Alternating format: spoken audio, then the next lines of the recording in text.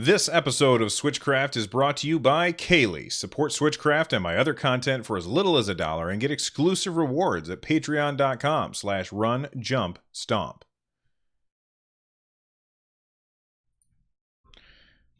Patron. And then we'll save, file, save project as 159. Oh, might want to put an SC in front of that. There we go. Save.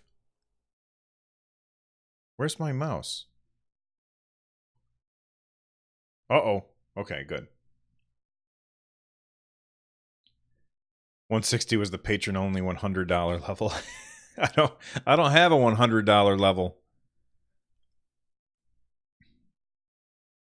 That's not a bad idea to make it a patron, like send out a thing that's just for patrons. That's a good idea. And then I could say that would solve the problem. And I could say that episode was a super secret just for patrons. I think you guys are onto something. Maybe you guys should start a podcast because you seem to have a better handle on it than I do.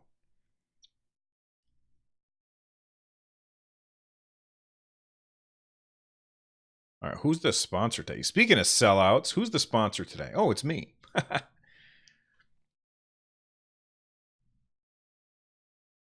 Episode 159 of Switchcraft is brought to you by the NES Archive. Zip zam zoom, you idiot. Episode 159 of Switchcraft is brought to you by the NES Archive. Join me on my journey through the North American NES library. I'm playing a bunch of those games. I've already finished all of the launch titles. After I finish recording this episode and then editing this episode, my next goal is to record the next video for the archive, and it's a big one. It takes up all of the arcade games that came out for the Nintendo Entertainment System in, I think it was June 1986. So that's going to be a big episode, and it's going to be a lot of work, but I'm having a lot of fun doing it. So make sure that you head over to youtube.com/runjumpstomp and check out my videos for the NES Archive. If you like retro gaming, I think that you're going to enjoy it. Sponsor. I do. I screw everything up. I'm a noob.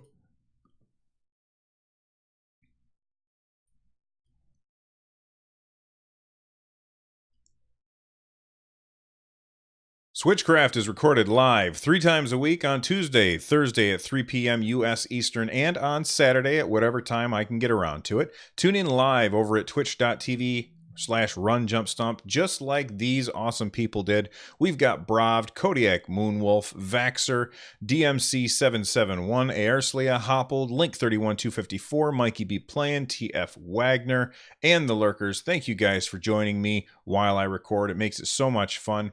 If you are looking to get a hold of me, you can do so by emailing me, runjumpstomp@gmail.com. Although I've been considering making an actual @runjumpstomp.com email address. I haven't decided yet.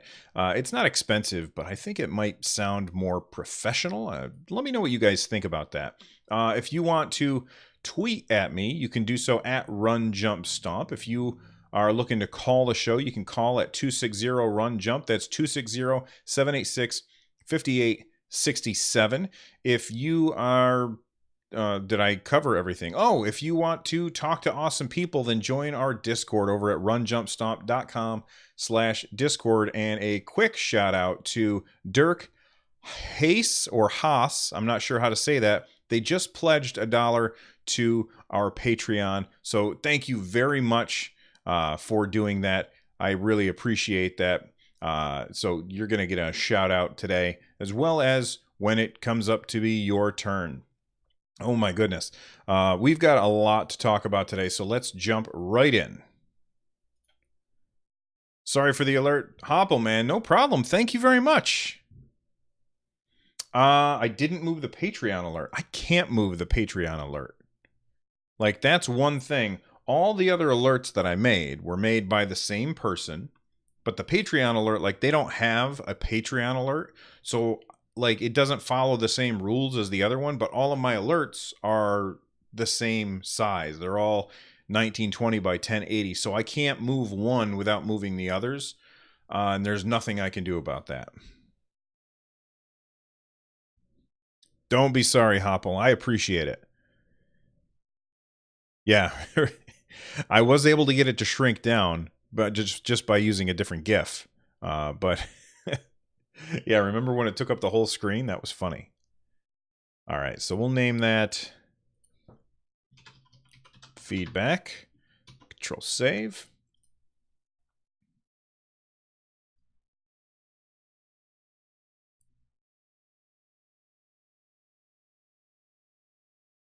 Let me tell you about something that I am really excited about, and that is the Nindies Showcase for Spring 2018. This is going to be coming up next week on March 20th at 12 p.m. U.S. Eastern. Now, what does that mean? It means it's going to be while I'm at work. So I can't do what I did for the last Nintendo Direct, where I live streamed my reaction to it. And, I had a lot of fun doing that, and it was really great hanging out with you guys while the direct was happening. But this is going to be while I'm at work, so that means that I can't do that. However, I will definitely be talking about it on Tuesday's show, but that means that Tuesday's show might be a little bit late, because that means I have to come home, watch the direct and see if there's anything in there that I really need to talk about.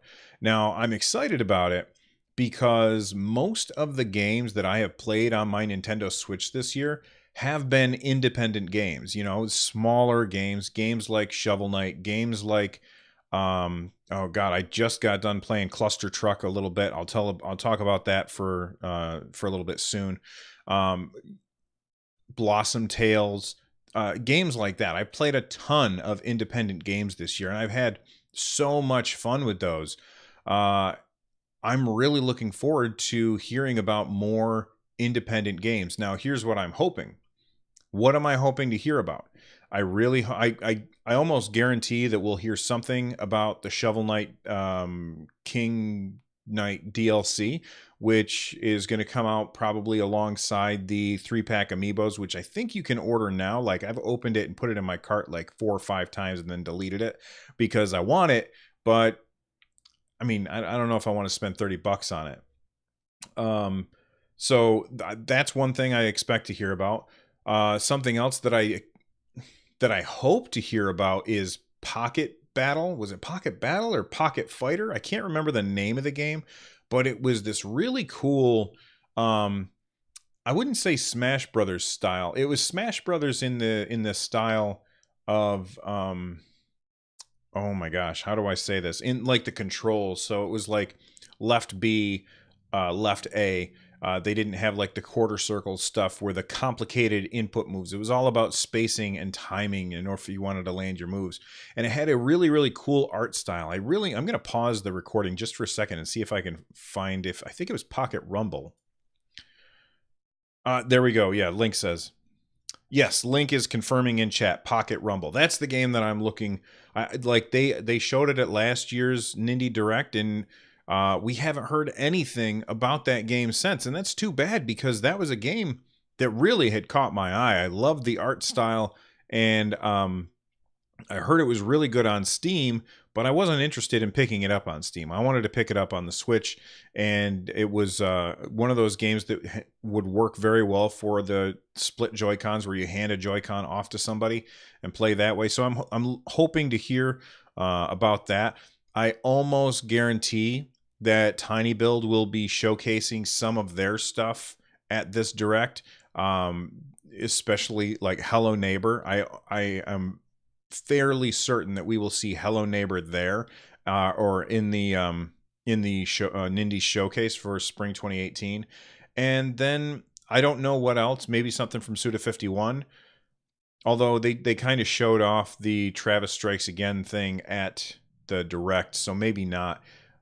But what games are you hoping to hear about coming to the Switch platform, or independent games that you don't know much about that you want to know more about that you're hoping to come to the showcase?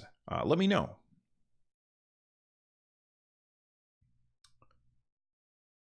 late episode. All right. Nindies. I hate that term, Nindies. It sounds dumb.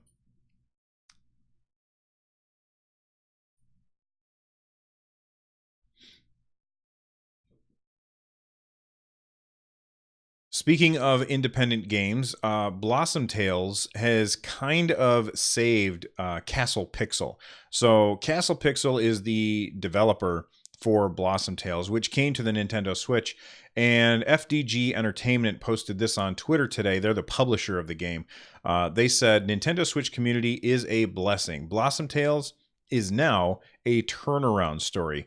Humble indie dev at Castle Pixel can stay in business and continue making games. Love y'all. And then that said 3 months of Switch revenues surpassed Steam lifetime revenues by 20 times. So 3 months of selling their game on the Switch has eclipsed their Steam sales by 20 times. So that's a pretty crazy. That's like 2,000% increase if I've done my math right. I don't know if I have. I'm pretty sure I did. That's a big difference, and that just goes to show you that the Steam, what's the word I'm looking for? The Steam marketplace is really filled with too much junk, and it's hard to wade through that stuff and find the right stuff. And I talked about this a little bit last episode. The fact that the Nintendo Switch, oh gosh, what is it? The Nintendo Switch eShop is getting to a point where it's getting harder to wade through. And I really hope that Nintendo does something about this and makes it easier for us to drill down and get exactly the category that we need. And, you know, they took a step in the right direction by allowing people to review the games, but then they took that away. And we don't know why they took that away. But I hope that comes back so we can say, all right, I only want to see games that are 4 stars and above, because that, you know, that's how I shop on Amazon. If I'm looking for something, I go on Amazon, I type in the search word, and then I start to filter. I filter and I say, okay, I want it to be only from Prime because I'm an Amazon Prime member, and only things that are 4 stars and above. And then we sort things by price, and then I start comparison shopping. And right now, the eShop is okay, but it could definitely be better. So I am really happy to hear that things are going very well for Blossom Tales. That's a really good game. If you haven't checked it out, it's very reminiscent of A Link to the Past, which is one of my all-time favorite games. So I was kind of predisposed to enjoy this kind of game. And it's also kind of fourth wall breaking and poking fun. It's self-referential, that it's a quote unquote, I hate using this word, but a ripoff of Link to the Past. It's inspired by Link to the Past, and it doesn't hide that. And if you haven't checked out Blossom Tales, make sure that you check out my review. I'll try and find the link, if I remember, and put it in the show notes. But if you just go to youtube.com/runjumpstomp and then search on, use the little hourglass and search for Blossom Tales, you'll find my full review of it, as well as my my preview. His Steam and Kickstarter flopped. Maybe Switch save him? Oh, okay. You're talking about somebody else, not Castle Pixel. I gotcha.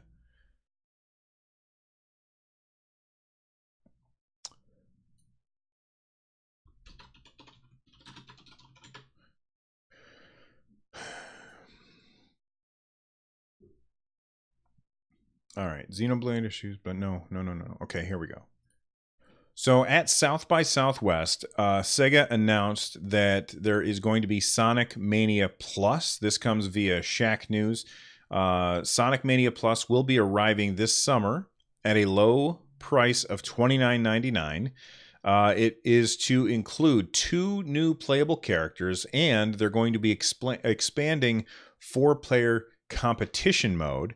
There's a new encore mode, and it will have a physical release that includes a holographic slipcover a 32-page art booklet, and a reversible Genesis slash Mega Drive sleeve, which all of that sounds really, really cool. I know that there are some people who are salty about this, though. They are salty that they purchased Sonic Mania for the Nintendo Switch or for other systems, and it's not going to include that stuff without DLC. So we're going to have to buy that stuff down the line. And I can get why people are unhappy about that. Like I know a lot of people would think or say like, man, I am an early adopter and I supported you. Why is it that now I have to pay more money for this thing? And I get it. I totally understand. But at the same time, just because, I mean, Sonic Mania got really good reviews, and it should have, because it was really awesome. I had so much fun with that game. We even had like a contest in our Discord where people were trying to do Green Hills Zone 1. I think that's the right thing. And in the fastest amount of time, and people were getting down to like 30 seconds and stuff, which was crazy. And like the winner won one of the dock socks from my wife's Etsy page, which if you don't know about, check that out at etsy.com/shop/runjumpstomp, or just go to runjumpstomp.com/thank you, and there's a link there for you, because I may have gotten that URL wrong. I haven't thought about it recently. But somebody ended up winning. I think it was Link31254 actually won that.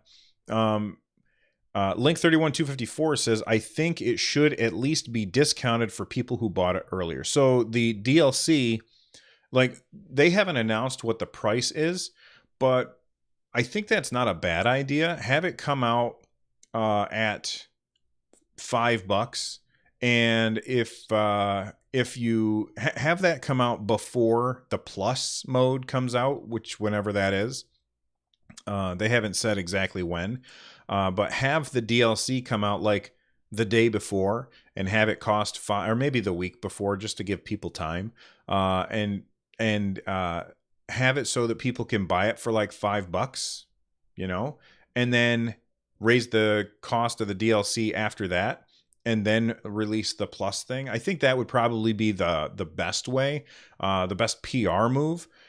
Now, it would cost them a bunch of money, but then again, at the same time, you have to remember that these people, up until the point when this stuff was announced, a lot of people were like, Sonic Mania was awesome, and I'm very happy that I bought it. And they had their fun with it. They shouldn't expect everything for free, I guess. I don't know. I'm sure that I'll end up picking up the DLC. I didn't even finish the game, but I had so much fun playing it that I very much recommend that you pick it up. But now I say wait until this comes out, because you're going to save money and you get the cool extra stuff as well. And Hopple in chat is being awesome. By the way, he is letting people know that the dock socks at my wife's Etsy shop are on sale right now. I think it's 10% off. I could be wrong. I thought that sale was over on Friday. Now I have to look.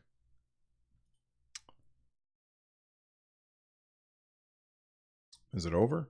Oh no, it's still on sale. Okay. No, I was wrong. The sale is still going. So thanks for pointing that out, Hopple. You are awesome. Yeah, they're 10% off right now. Lots of different stuff there, but I'm going to move on because that's not what we're here to talk about. Speaking of Sonic, there is a new Sonic racing game that is supposed to come, and I don't care. Like, I know that there's a lot of people who really, really enjoyed the Sonic racing game, but I just really... it felt to me like a poor man's Mario Kart. I played it, and like, I think there was a demo on the Xbox 360. I could be wrong, but there was a demo on the Xbox 360, and I tried it out, and it was okay. And I think I ended up getting it for iOS, and my son played it a lot. He really enjoyed it. But if I had to choose between Sonic Racing and Mario Kart, I'm going to be picking Mario Kart every single time. And I'm a fan of Sonic, just not 3D Sonic. I'm a fan of 2D Sonic. I'm a fan of Sonic. And I'm not a Panasonic. I'm a fan of Sonic. I don't know. Do you care about Sonic racing? Let me know.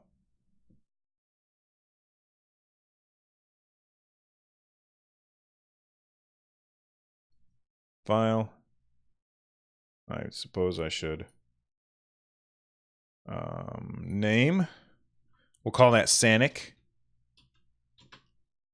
Save. Yeah, Mario Kart's way better. I mean, it's okay if you don't have Mario Kart, but if you got Mario Kart, that's the game you want to play. Who knows? Maybe it'll be better than Mario Kart. I can't even say that with a straight face.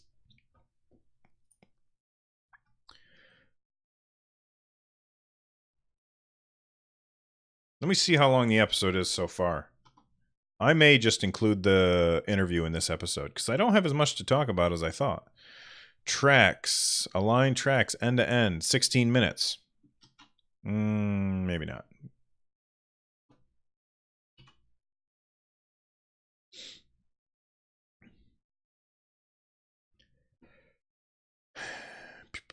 Okay.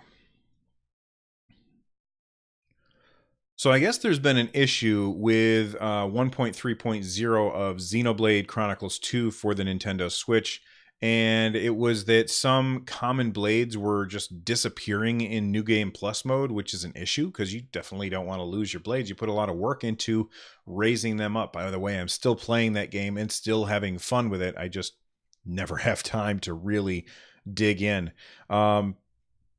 Nintendo has posted, is this on Twitter? I can't remember. I got to click and see. Yes, it's Nintendo UK's Twitter account. They have posted, we are aware that some users are experiencing issues with Xenoblade Chronicles 2 after the 1.3.0 update, including cases in New Game Plus where some common blades may disappear. This will be addressed with the upcoming 1.3.1 update at the end of March. Thank you for your patience. Okay, so first off, what does this tell us? It tells us that they're going to have some bug fixes in by the end of the month. Awesome. I don't really know of any bugs other than the ones I just read about. And secondly, what it doesn't tell us is if your blade has disappeared, does it automatically come back with 1.3.1, or does that just stop it from happening? Because if it doesn't come back, I can see a lot of people being really, really irritated, especially, I mean, thank goodness it's common blades and not a rare blade, because that would be infuriating.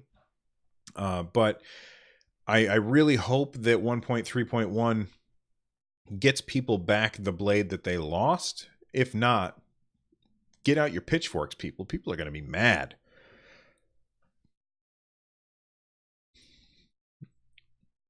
I thought I was going to sneeze there for a second. Okay, I'm not going to sneeze.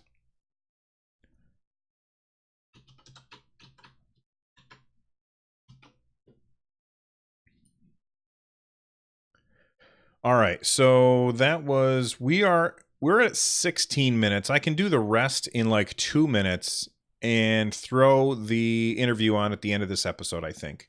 And it'll be an extra long episode, but that's what I'm going to do.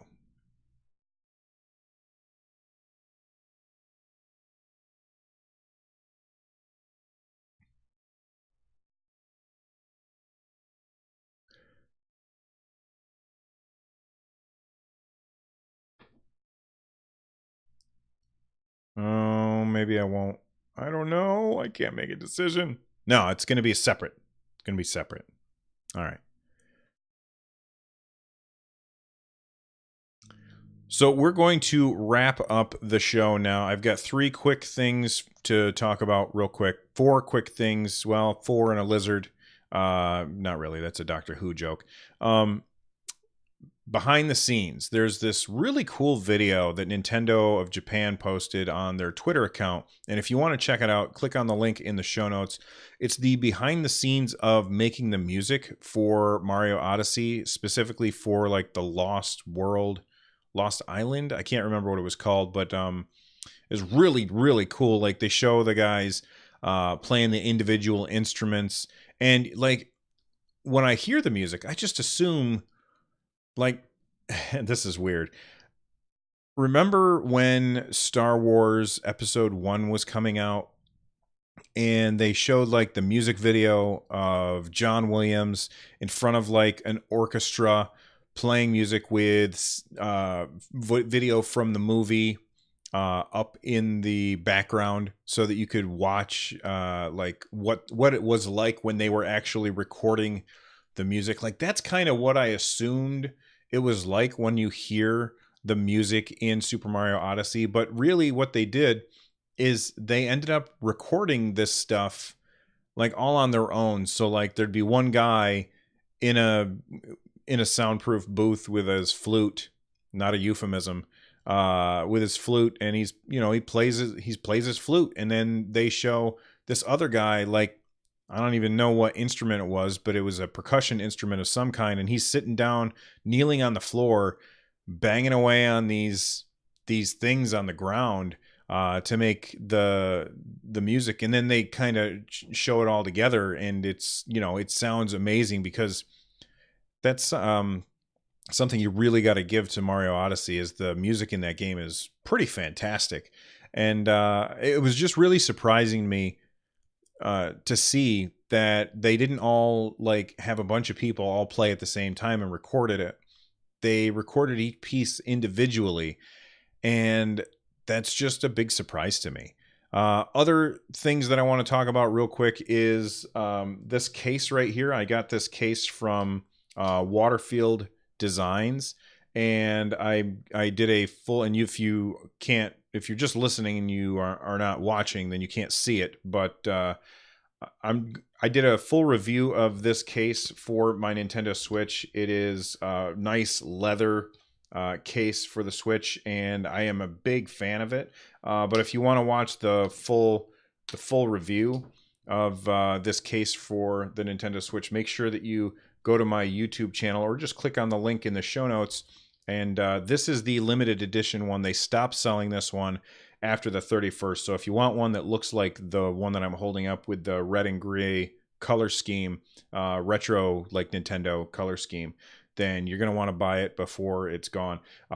Quick note, really expensive, but you know, I received it at a deep discount, so I was happy to try it out, and I'm happy with it. It's a really, really nice case. I'm a big fan of it, and check out the full review over at my YouTube channel. And speaking of my YouTube channel, Cluster Truck, I mentioned this at the beginning of the show, that I was sent a review code for Cluster Truck, which, if you don't know what that game is, it is basically a game where the ground is lava. I mean, it doesn't look like lava, but if you touch the ground, you die. And in order to get to your goal, you have to jump on these colliding 18-wheeler trucks, which is really weird. I will say this about the game. It surprised me. So my first 10 minutes or so of the game is over at YouTube, but I'll just summarize it real quick. I went into it fully expecting to hate this game, and I was pleasantly surprised. It's actually a lot of fun, and it's also frustrating, but it's a lot of fun. So make sure that you check out the Cluster Truck video. Again, link in the show notes or youtube.com/runjumpstomp.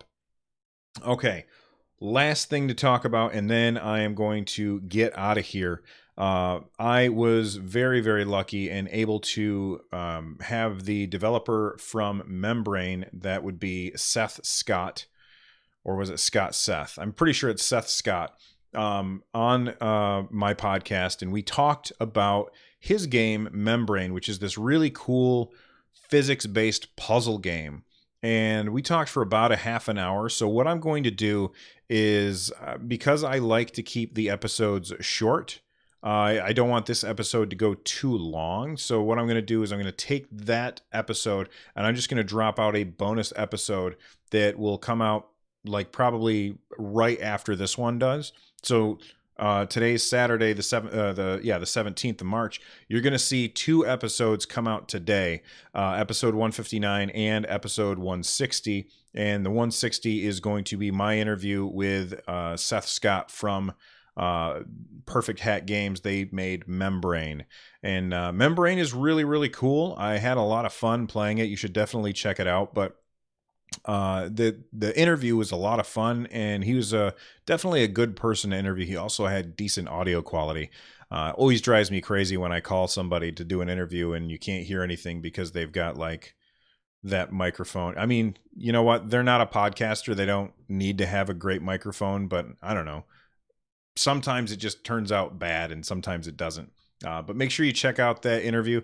I'm out of here. If you are looking for a way to support the show, you can do so by heading on over to runjumpstomp.com/thank-you.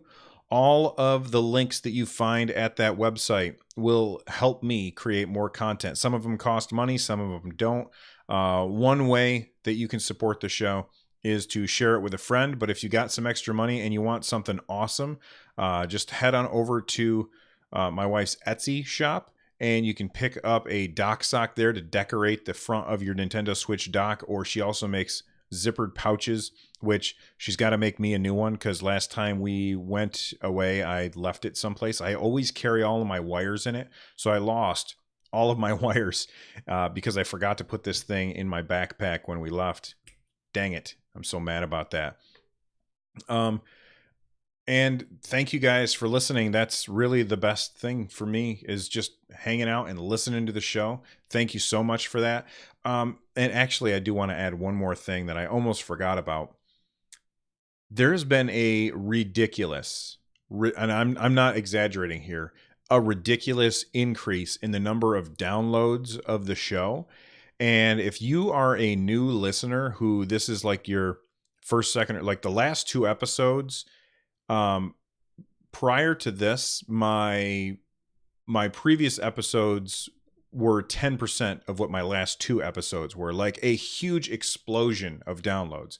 And if you're new to the show and you've only heard a couple episodes, I'd really be interested to find out where you heard about the show. So if you could let me know, runjumpstomp@gmail.com. I'm really curious as to where this massive explosion of people downloading the show came from. Anyway, I'm out of here. I will see you guys on Tuesday. Bye-bye. And look at that. Somebody just